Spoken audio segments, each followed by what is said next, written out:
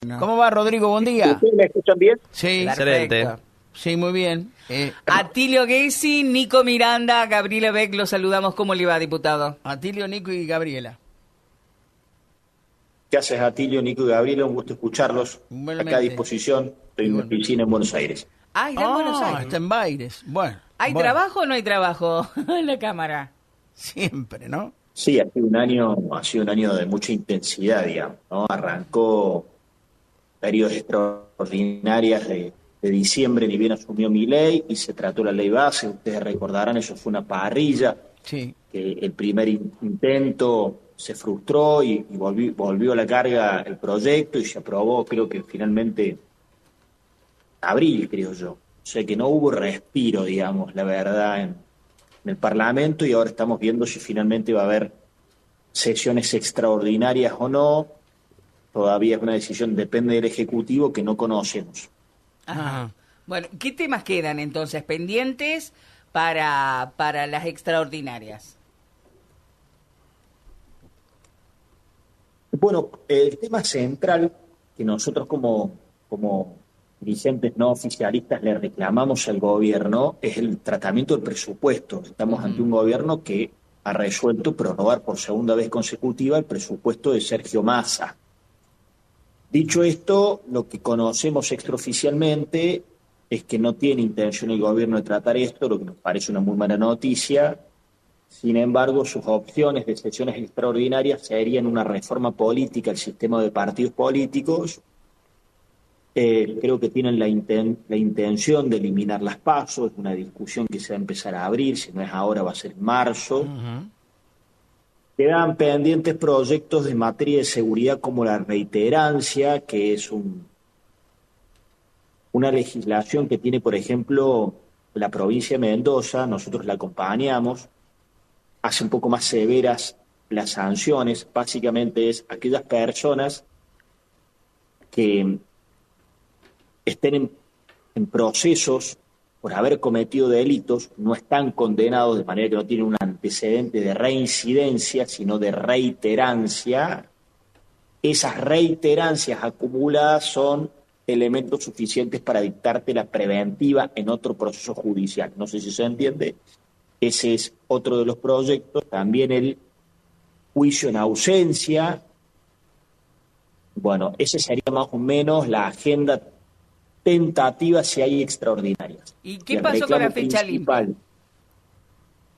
Y el reclamo principal nuestro sería que esté el presupuesto, que esté ficha limpia. Ajá. Y que esté, es un aporte nuestro, la democratización de los gremios. Esa la veo más lejana, pero es una agenda que el radicalismo impulsó y por un voto no lo logramos sacar, por un voto particularmente del peronismo de Córdoba, que cambió un miembro de la comisión que era Alejandra Torres, Yarlora lo cambió, y por un voto no tuvimos una reforma sindical que la Argentina, para mí, nosotros somos autores de la reforma laboral. La reforma de mayor relevancia que quedaba pendiente era la reforma sindical, que básicamente es evitar que los laburantes tengan que hacer aportes compulsivos a los gremios, incluso a los que no son afiliados, porque así funciona hoy, que tengan que impedimentos de las reelecciones indefinidas, los principales varones del gremialismo argentino, que promedio tienen 35 años conduciendo los gremios, que tengan que transparentar sus pertenencias, pues son todos millonarios y nunca han trabajado en ninguna otra actividad que gerenciar un gremio. Bueno, esa es otra de las iniciativas que a nosotros nos gustaría que estén extraordinarias, pero soy medio escéptico que así suceda.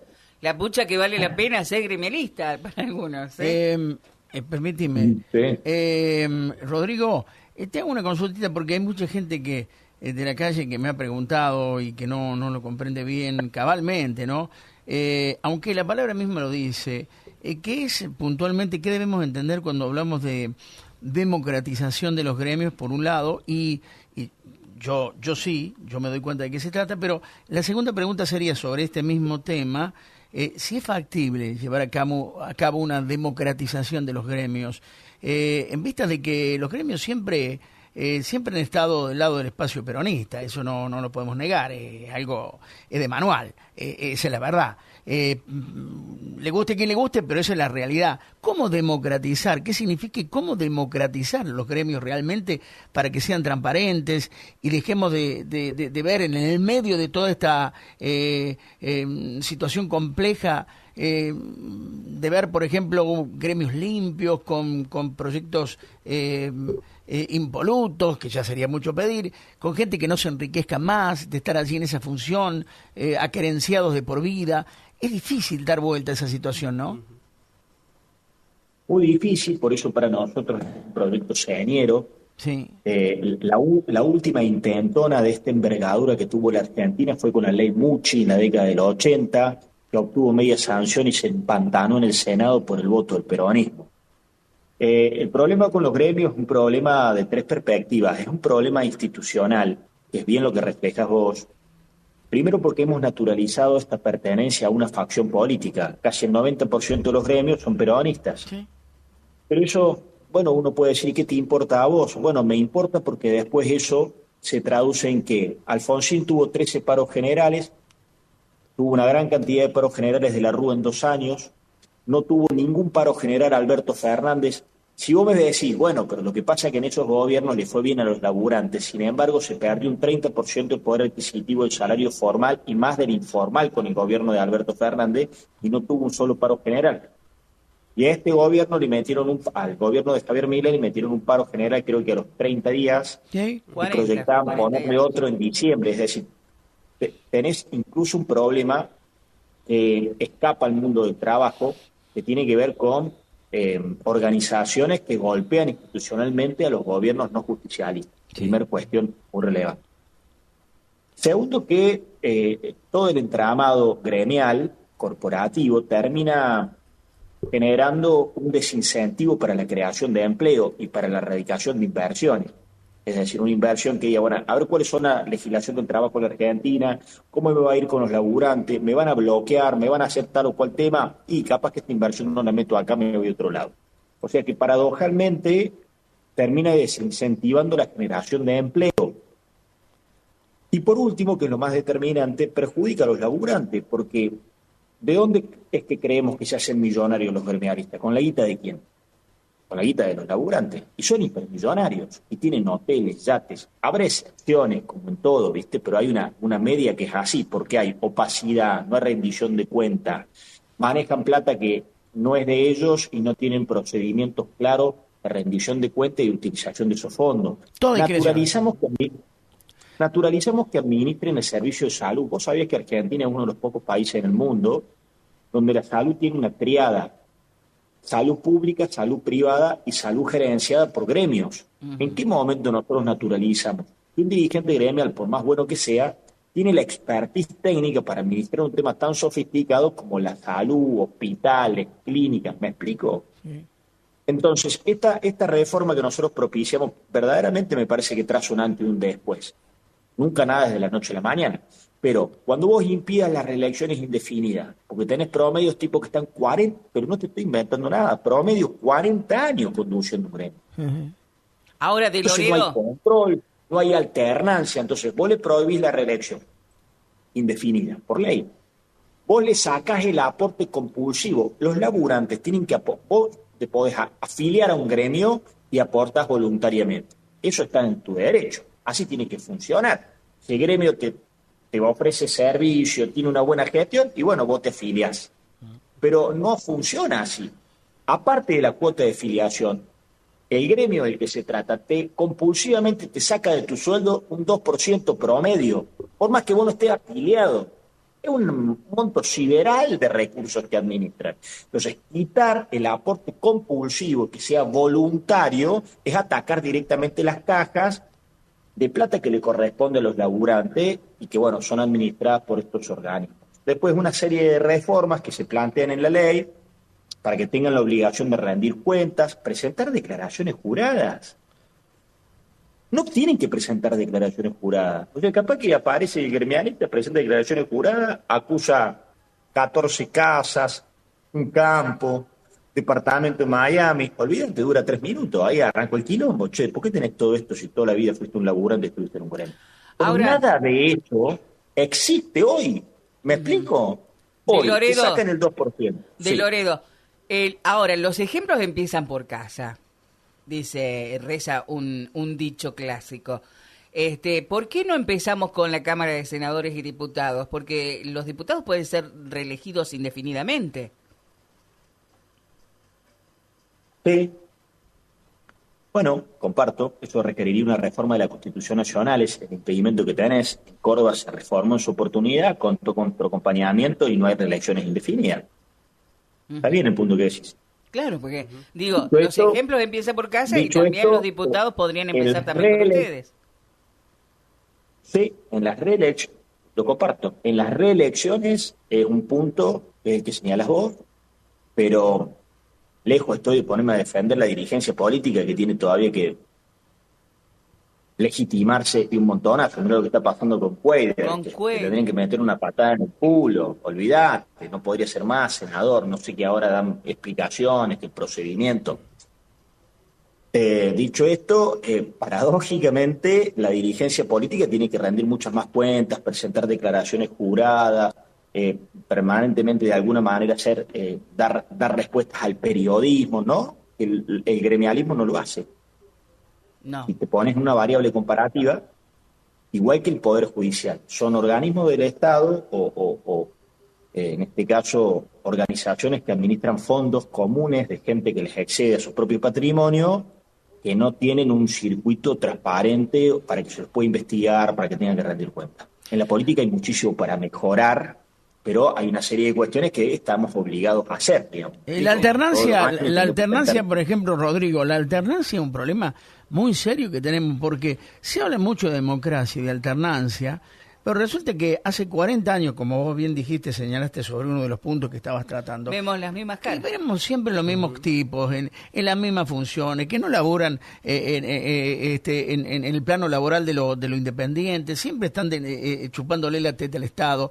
Y uno de los casos que me llama la atención, y que no es el único, también me pregunto, y me gustaría tu opinión, ¿qué opinás de estos tipos que se enquistan definitivamente en un proceso, digamos, de golpista? Como el caso de este hombre de Formosa, como es Infran. ¿Qué opina de un tipo como Inframbo, que ha hecho tanto daño a una provincia, que ha dejado que se muera la gente y que no pase a su provincia para atenderse? Esas son cosas realmente, a mí me parece que es un acto de criminalidad que ese tipo está en el gobierno. Te lo digo sinceramente. ¿Cómo lo ves vos? Y comparto lo mismo. Y es la dinámica del peronismo feudal de varias provincias argentinas. Quintela. Por eso soy un tenaz crítico. Y esto lo digo con ecuanimidad porque incluso he sido criticado por tener una mirada positiva relativamente de las gestiones de Schiaretti, pero yo verdaderamente creo que Córdoba, después de 25 años ininterrumpido de peronismo, necesita una alternancia, porque eso desgasta, quita idea, acostumbra a los dirigentes. Todos los que están hoy como funcionarios del gobierno provincial en Córdoba son hijos del poder, se han nacido y criado bajo la teta del Estado en las esferas del poder justicialista que ya lleva 25 años. Está hace más tiempo el peronismo en Córdoba que Nicolás Maduro en Venezuela. Es un dato de la realidad. Lo mismo pasa con su ciudad, con ustedes, digamos, porque hace 25 años que de a Castelo pasó a su esposa Nora Vedano, a su amigo Martín Gil, después se desconoció con Martín Gil, ahora vuelve a Castelo de vuelta. Fueron kirchneristas en un momento, después fueron cordoversistas como son ahora. Sí. Yo creo que las alternancias le hacen bien a una democracia siempre. Ahora, la oposición, ¿por qué no logró, en este caso, en Córdoba, en Villa María, por qué la oposición no logró ubicarse con una opción para que la gente lo votara? Bueno, por incompetencia de la oposición, porque no nos supimos poner de acuerdo, porque primaron los egos, porque algunos méritos el gobierno del peronismo tuvo, si no seríamos unos soberbios. Yo pienso que se hizo todo mal, estoy subestimando el voto de la gente. Exacto. Yo hago un balance con cosas que han... así como acabo de ser furibundo con la gestión en Villa María, es lo que tengo que reconocer que las primeras gestiones de Castelo, con la cantidad de recursos que recibió de lo nacional, cambió mucho Villa María. O sea, es un dato del cual yo soy testigo y doy cuenta. Y el villamariense ratificó gestiones, ¿no es cierto? Sí. Dicho esto, en el mérito de los gobiernos, paso al lado nuestro las incompetencias nuestras. El peronismo siempre hace lo propio, no nos podemos quejar, trabajan para que el frente opositor esté desunido. Bueno, nosotros tenemos que tener la capacidad y la madurez de que eso no se suceda. ¿Qué es lo que yo hice el año pasado? El año pasado, cuando finalmente tuve gesto de bajarme de la candidatura para acompañar a Luis Juez, cuando teníamos encuestas de altísima paridad. Pero yo era muy consciente que si volvíamos a tener dos opciones de gobernador, Juez por un lado, de Loredo por el otro, el peronismo ganaba caminando, en andador. Nos unificamos, pusimos los mejores legisladores. Para mí es un honor que Alfredo Nigro, un chico joven con una preparación, una capacidad increíble por el departamento de ustedes, de su ciudad, sea legislador. Le armamos una buena estrategia y bueno, pegamos en el palo, la verdad. Perdimos en 25 años, después de la elección del 2007, fue la segunda oportunidad donde verdaderamente se puso en crisis el gobierno del PJ, siendo que se competía con una gestión como la de Schiaretti que tenía altísimos niveles de aceptación, ¿no?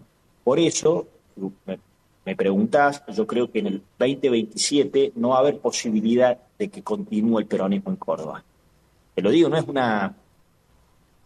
es este voluntarismo típico del político, viste, que siempre anuncian que, no sé, va a ir bien o les va a ir mal a los otros. Es una explicación bastante razonable la que hago.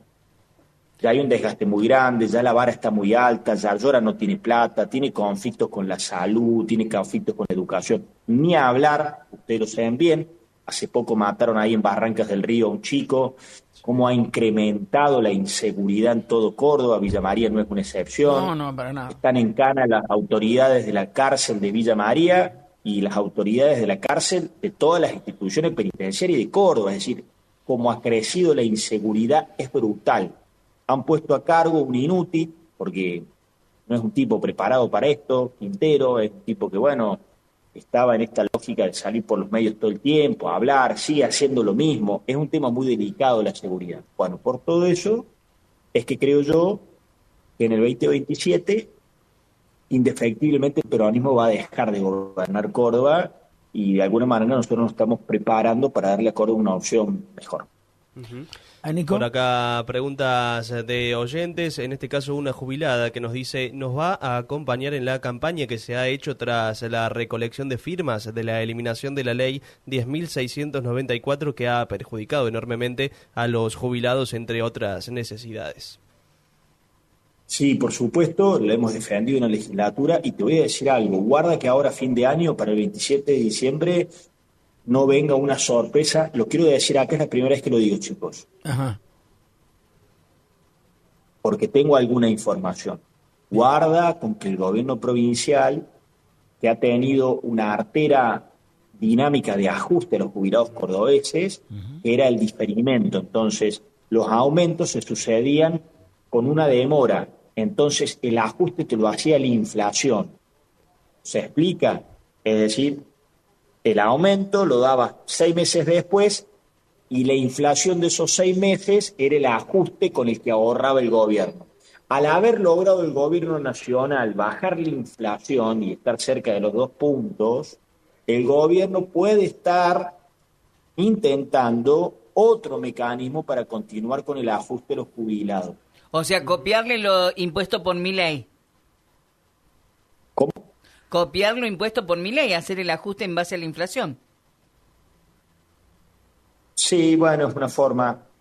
No, justamente no, porque el ajuste en base a la inflación es lo que venía haciendo, porque como aumentaba tardíamente, la inflación le licuó a esos 6 meses a los jubilados. Eso es una ley de Schiaretti, que es la que me acaba de decir el oyente, que nosotros acompañamos en su derogación. Bien, como esa modalidad de ajuste por inflación no le está dando tanto resultado al gobierno porque ha bajado la inflación, puede estar pergeneando para este mes, para cuando comes el pan dulce, cuando te distraes, un nuevo ajuste para los jubilados. Le contesto al oyente que va a contar con un radicalismo que tiene 20 legisladores defendiendo tenazmente. Porque, ¿qué pasa? Yo siento que Yarlora todavía no tomó nota del clima de época, que hay un mandato social de que la política se ajuste. A vos te puede gustar más, menos el gobierno de Milei, pero bueno, arrancó ajustando para todos lados. Tiene creo que 8 ministerios. Quedaron está 8. desarmando áreas del Estado. Sí, quedaron 8. Hizo una purga de empleos públicos, creo que 30.000. Bueno, eso todavía no tomó nota el gobierno de la provincia. Bueno, tenemos Tiene el como 20 ministerio, tenemos Tiene como el 20 ministerio de ministerios, empleados cooperativas. públicos a los pelotudos, designa gente todo el tiempo, siguen con festivales, se manejan en aviones privados. De verdad. Entonces, me parece que el ahorro tiene que venir del sector de la política y el gobierno provincial todavía no ha tomado nota de eso, sino que los ajustes como los hace aumentando impuestos.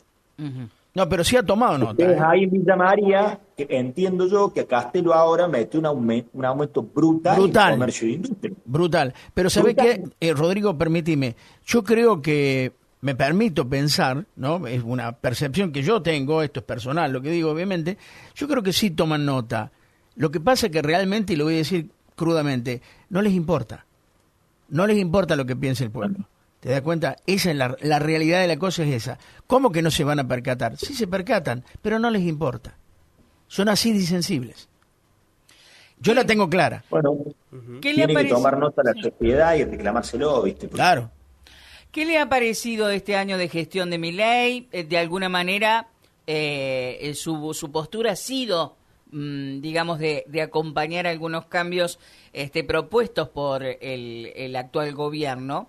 Se ha mostrado por lo menos más cercano al oficialismo que, digamos, a la oposición en sí. ¿Qué le queda por decir de este año de gestión que se cumplió ayer de parte del presidente Milei? Mira, creo que Milei al final del día ganó, gobernó, porque había agoreros que decían que no lo iba a poder hacer, y cumplió. Mirá lo que te digo. Y cumplió. Che, bueno, pero ¿te gusta todo? No, no me gusta todo. Pero cuando digo cumplió, digo al corazón de su propuesta para un primer año. Yo creo que en el corazón de su argumento y su propuesta fue: voy a bajar la inflación y voy a estabilizar la economía. Si te quieres poner en exégeta, sí, dijo que iba a dolarizar, los tipos pensaban que iban a cobrar el sueldo en dólares, eso no pasó, que iba a destruir el Banco Central o que iba a ser autónomo, eso no pasó porque Bausili es socio de Caputo. Pero yo, honestamente, para no ser chicanero, yo creo que todo ese andamiaje discursivo se resume para la sociedad en: mira, voté un tipo que me dijo que va a meter un feroz ajuste, va a clavar un hachazo, se vienen tiempos difíciles, sangre, sudor y lágrimas, pero te va a bajar la inflación y te va a ordenar la economía. Y en este año lo ha logrado. Yo tengo una valoración que para un primer año, depende de las áreas de las que se trata, hasta puedo hacer un repaso con vos. Le pongo un 7 como balance general a la gestión de Milei, como le pongo un 3 a la de Yarlora, como le puse un 1 a la de Pasarini en la ciudad mía de Córdoba, y puedo explicar cada uno de los puntos. ¿Y cómo llegas a un 7? Yo sé que nunca cae bien, digamos, que alguien se ponga a catalogarla. Yo lo digo con humildad, porque incluso puedo valorar con menos de un 7 las gestiones en las que yo integré con Mauricio Macri. Yo le pongo un 7. Bien. Porque creo que en lo económico anduvo bien, le pondría un 8 en lo económico, le pondría un 8 en el área de seguridad. Ayer estuve con Patricia Bullrich, se han logrado muy buenas cosas en materia de seguridad, se ha desbaratado los piquetes permanentes en las calles, hay coraje, no hay complicidad con el delito, se está dando una pelea contra el narcotráfico. Les pondría un 8 a la tarea de este funcionario de apellido difícil que está para que las cosas se hagan fácil, que es Sturzenegger, porque está desregularizando muchas cosas, ahí desburocratizando. Le pondría un 8. Les pondría un 3 en educación, un 3 en salud, un 3 en las relaciones institucionales. Les pondría un 1 en la batalla cultural, estas exageraciones que traen. Pero si me permitís un promedio, yo creo que es un gobierno que ha cumplido con su compromiso central. Sí que me preocupa que es un gobierno que arrancó con un cántico que decía: la casta tiene miedo. ¿Se acuerdan de esa canción? Sí, totalmente. Y yo siento que la casta cada vez tiene menos miedo. Ajá. Porque no nos acompañaron para la reforma sindical, porque me dijeron: mirá, no, este año no, porque la CGT se va a poner brava. Porque no nos acompañaron con ficha limpia, no, porque te quiero explicar que no sé qué cosa, y porque ahora les aparece un tipo con $200.000 en Paraguay, que fue a cambiar la goma del auto a Paraguay, y lo agarraste una vez, fue 10 veces a Paraguay, Y andan viendo que si el procedimiento, que hay que ver, porque si lo sacamos al Cuader, entra un K. Mirá, hermano, vos tenías dos argumentos. Un argumento económico, resultadista, que creo que el gobierno para un año lo ha cumplido. Y con creces, porque por derecha y por izquierda vaticinaron cualquier cosa, chicos. Dijeron que el dólar iba a estar a 3.500, dijeron que el riesgo país iba a superar los 2.000, lo tenía en 700, dijeron que se tenía que devaluar sí o sí, si no, la Argentina no podía afrontar los pagos internacionales, dijeron que se iban a quedar sin reserva, dijeron que el desempleo iba a ser de 16 puntos, como le pasó a Menem, y hoy es de 7 puntos, es decir, todas las áreas económicas, yo diría, muchachos, ahora dan clase, viste, los economistas, hay que sacar el cepo, algunos amigos míos, algunos muy amigos míos, se pasean por los programas y dicen, no, el cepo hay que sacarlo así, ya sí, flaco, un poco de humildad.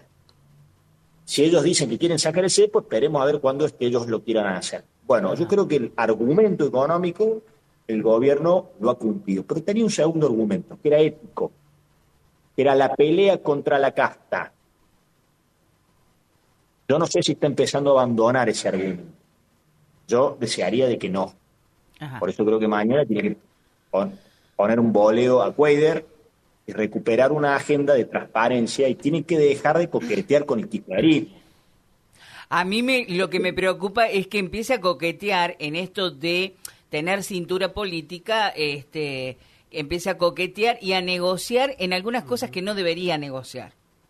Pero claro, estás diciendo la misma preocupación que tenemos nosotros. Yo ayer estuve en un programa con Patricia Bullrich y le elogié y le dije, mirá, Patricia, busquen el programa porque se lo dije a ella, porque además tengo una relación personal muy estrecha y la estima con Patricia. Le digo, pero mirá, al final del día, que lo de Cuader sirva de experiencia, que no se puede avanzar en una agenda de cambio repatriando kirchneristas.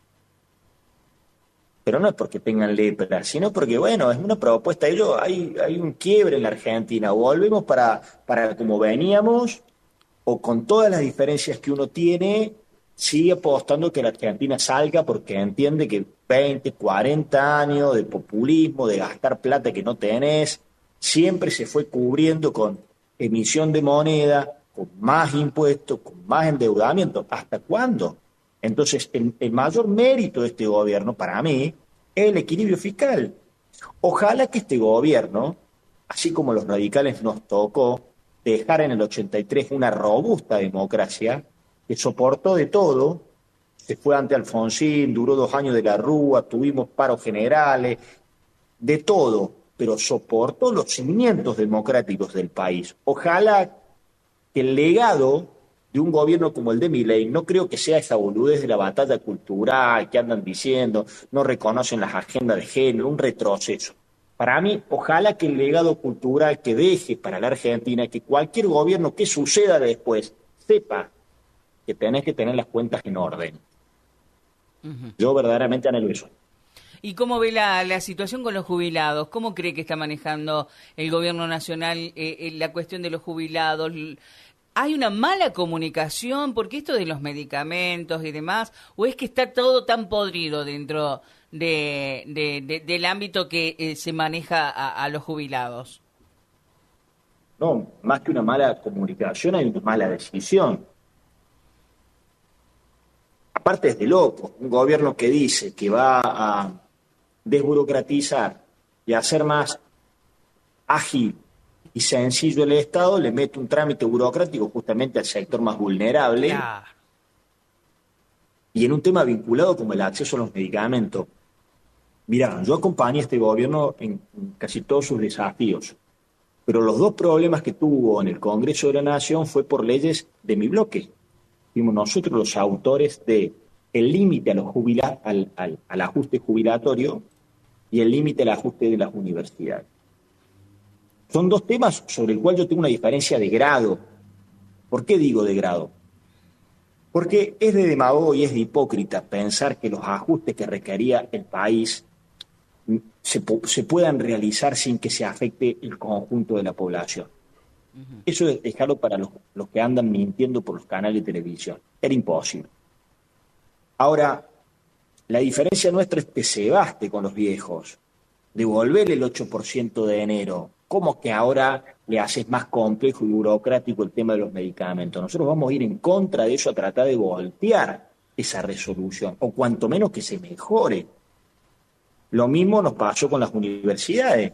¿Cómo es que hiciste un ajuste promedio del 30% en el sector público y con las universidades fue del 50%? ¿Por qué? Mira, te voy a contar una anécdota. En plena Segunda Guerra Mundial, le acercan a Churchill, que fue el gran héroe de la defensa europea, una propuesta para financiar la guerra que era ajuste educativo, y les contesta Churchill, ¿y para qué estamos dando esta guerra si me van a pedir que ajuste en la educación? Claro.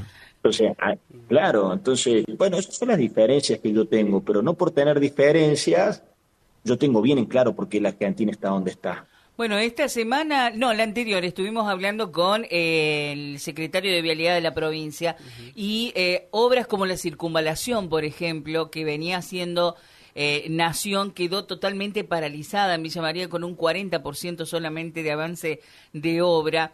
¿Había que investigar las licitaciones? ¿Había que ponerle la lupa? Sí. Ahora, a un año ya de la gestión, que obras importantes estén totalmente frenadas, es algo que también tiene que agilizar la gestión de Milei, ¿no?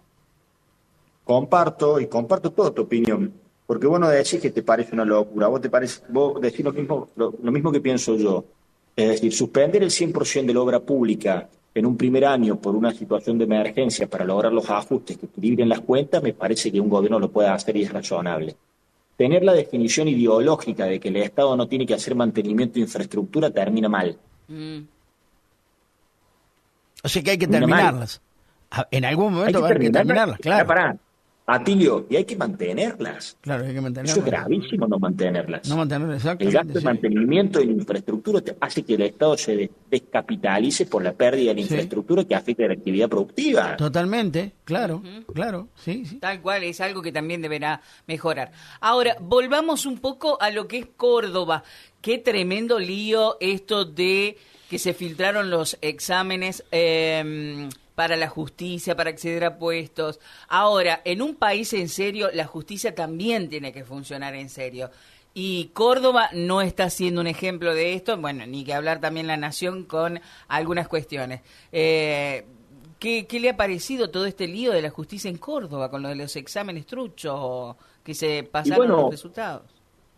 Nosotros tuvimos una reunión con todos nuestros legisladores, el presidente del partido, que es el intendente de Río Tercero, y somos el espacio político que ha resuelto avanzar con un jury de enjuiciamiento al doctor Caeiro, que es el funcionario judicial que truchó los exámenes, salvando las distancias como Cuader, digamos.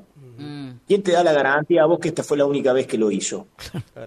¿Quién te da la garantía a vos que solamente se la dio a 5 chicas al examen? Y todos los chicos que estudiaron, se pelaron las pestañas, con una expectativa inmensa, se formaron, se prepararon, estudiaron, fueron a un examen para que lo metan los acomodados, punteros, amigos, familiares del Poder Judicial. No, nosotros vamos a hacer un jurado de enjuiciamiento y lo vamos a echar a ese funcionario, vamos a intentar hacerlo, porque lo puede defender o el Poder Judicial con el PJ, espero que no lo defienda. Rodrigo, y aún con elementos contundentes, estoy hablando de Caeiro, ¿no? De la situación de Caeiro. Aún con elementos contundentes, con pruebas realmente fehacientes, ¿puede que el jurado de enjuiciamiento falle y que este hombre siga en funciones? ¿Puede ocurrir? Mira, te agradezco, Atilio, porque me permite contar. El jurado de enjuiciamiento tiene 5 miembros. Sí. 2 de la mayoría del peronismo, 2 del Ejecutivo. Ajá. 1 del Tribunal Superior de Justicia. Bien. 1 del Frente Cívico y 1 del Radicalismo. Bien. Yo entiendo que junto con el del Frente Cívico lo vamos a iniciar y la pelota va a quedar en esos 3 miembros. Y la pregunta es la que decís vos, ¿te hace falta algún elemento más? Se apareció una testigo de oro que se llama y dijo, miren, se quebró y confesó todo. Claro. Sí. Todo dicho. Está todo dicho, ¿no? Todo ¿Cómo es?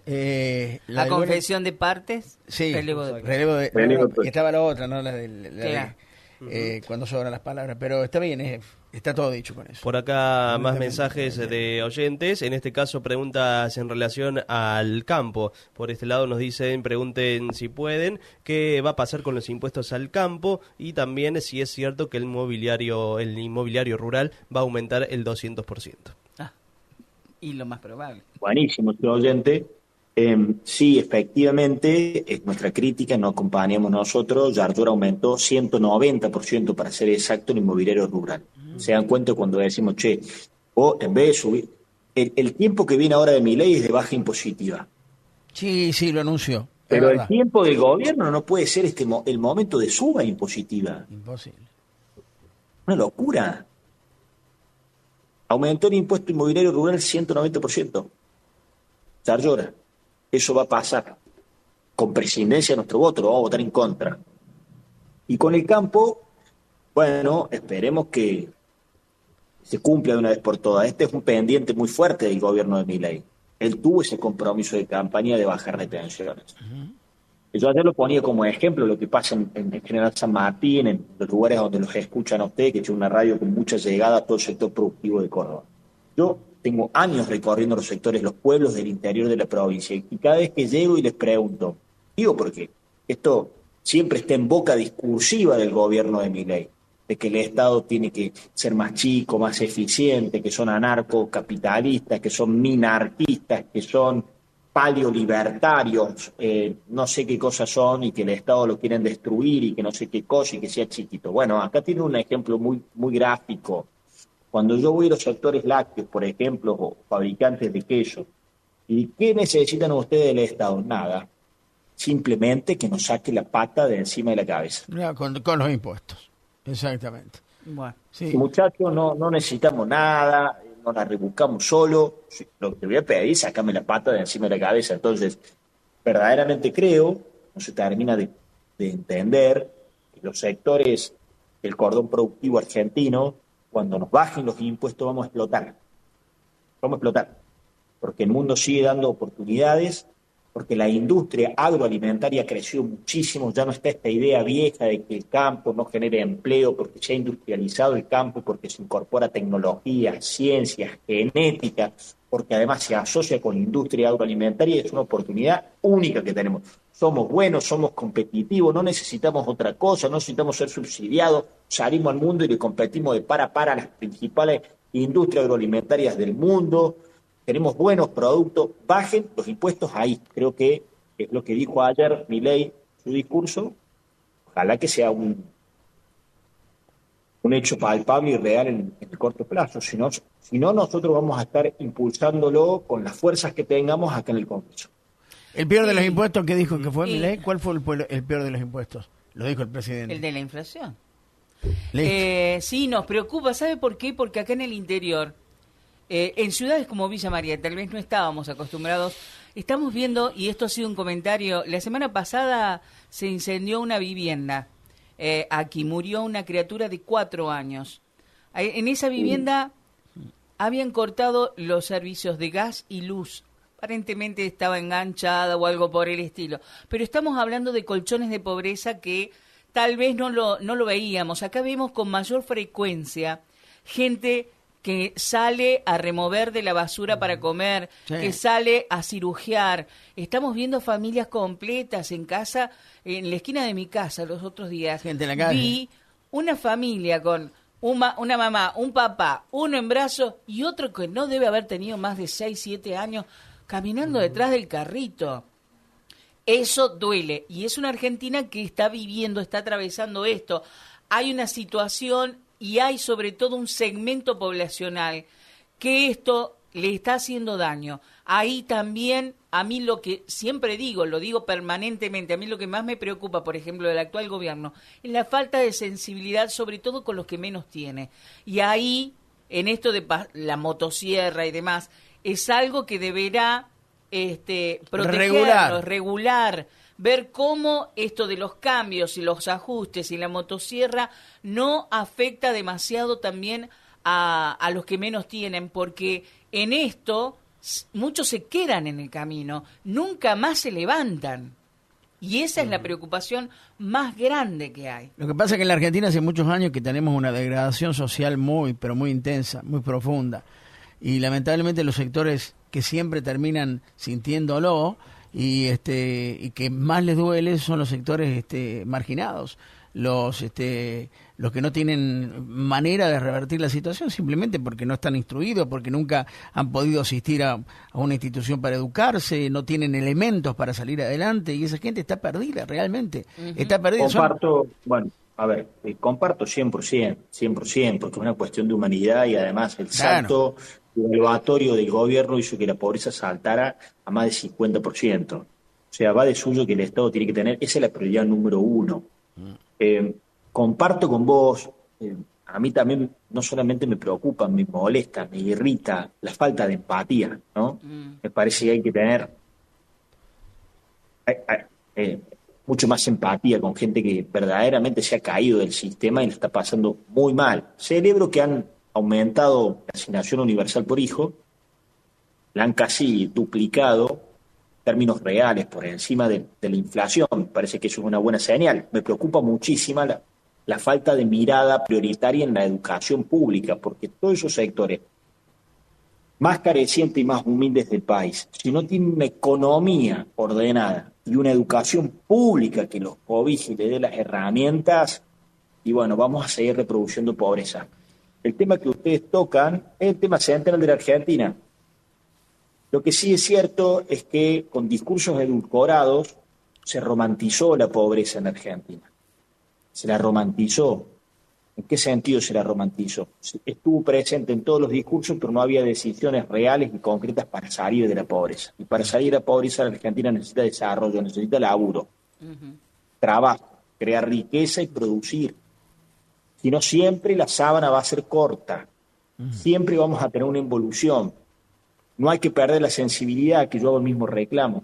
Hay que tener políticas activas, focalizadas, concretas. Hay que sacar intermediarios, los empresarios de la pobreza, los que dicen, mirá, déjame que yo te voy a decir cómo ayudo a los pobres. No. Tenés que, la asistencia que vas a dar, tenés que darla directa a cada una de las familias, sin burocracia, sin intermediarios. Los tenés que meter en la escuela. Nosotros tuvimos gobiernos que crearon el PAICOR y que fue premiado latinoamericanamente como el PNUD.